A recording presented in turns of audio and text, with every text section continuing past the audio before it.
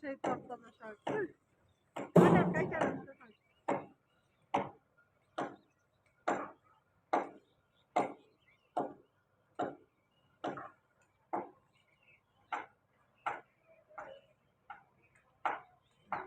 আসসালামু আলাইকুম এভরিওয়ান। সকালে হাঁটতে বেরিয়েছিলাম, তো সেই হাঁটা থেকে একদম ডাইরেক্ট মানে ক্ষেত থেকে লাউ শাক তুলে নিয়ে এসেছি। সেই লাউ শাক এখন রান্না করতেছি।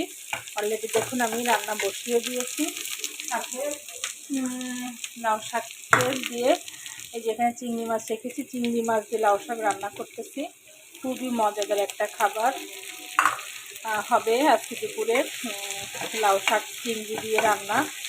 তো ঠিক আছে, দেখতে থাকুন আমি রান্না করি ফিনিশিংয়ে কী হয়।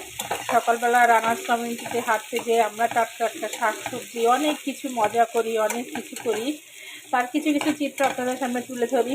তো ঠিক আছে, আমি রান্নাটা কমপ্লিট করতে থাকি আর ফিনিশিংয়ে আমি আপনাদের অবশ্যই দেখিয়ে দিব টাটকা লাউ শাক রান্না। তো ঠিক আছে, আমি আবারও ফিরে আসছি। দেখুন অলরেডি আমি শাকটা এই যে রেখে দিয়েছি, আর এখানে শাক আলু ডগা সব কিছু এই যে খুব সুন্দর করে আমি একটু পেঁয়াজ মরিচ দিয়ে একটু মশলা দিয়ে একটু কষিয়ে নিলাম। দেন এখন যেটা করবো সেটা হচ্ছে আমি একটু হালকা পানি অ্যাড করে দেয়, পরিমাণ মতো পানিটা আমি অ্যাড করে দিলাম শাকটা সেদ্ধ হওয়ার জন্য। বেশি দিব না, কারণ শাক থেকেও অলরেডি পানি বের হবে। তো পানিটা দিয়ে দেখুন কত সুন্দর একটা কালার চলে এসেছে আমার শাকের ভিতর থেকে। এখন শাকে অলরেডি যেহেতু আমি গরম পানি দিয়েছি, তো বলক অলরেডি চলে এসেছে। এখন আমি যেটা করব সেটা হচ্ছে এখান থেকে শাকটা আমি নিয়ে আমি উপর থেকে শাকটা বিছিয়ে দিব।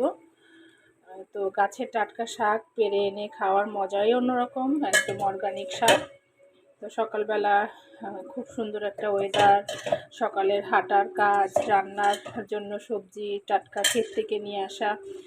রাব্বুল আলামিনের কাছে শুকরিয়া যে এত সুন্দর জিনিস আল্লাহ আমাদের তৌফিকে রেখেছেন। তো এখন আমি এটাকে যেটা করব সেটা হচ্ছে এভাবে আমি একটু ঢাকা দিয়ে রান্নাটা করে নিব, শাকটা নরম হওয়া পর্যন্ত একটু অপেক্ষা করি। ওকে, আমি আবারও ফিরে আসছি। তো ঠিক আছে, আমি আবারও ফিরে আসলাম। দেখা যাক আমার শাকের কী অবস্থা। তো ওয়াও, কত সুন্দর একটা কালার চলে আসছে দেখুন, একদম সবুজ।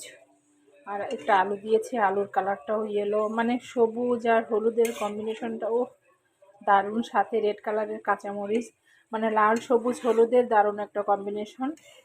খুবই মজা হবে আজকে শাকটা, খেতেও অসাধারণ হবে। তো এই তো আমার শাকটা প্রায় হয়ে আসছে, আর একটু আমি আরও 2 মিনিটের মতো রান্না করে নিব। ঠিক আছে, আমি ফিনিশিং রাউন্ডে ফিরে আসছি আবারও। খুব সুন্দর। তো অলরেডি দেখুন আমার শাকটা রান্না প্রায় ডান। খুব সুন্দর একটা গ্রাম চলে আসছে লাউ শাকে।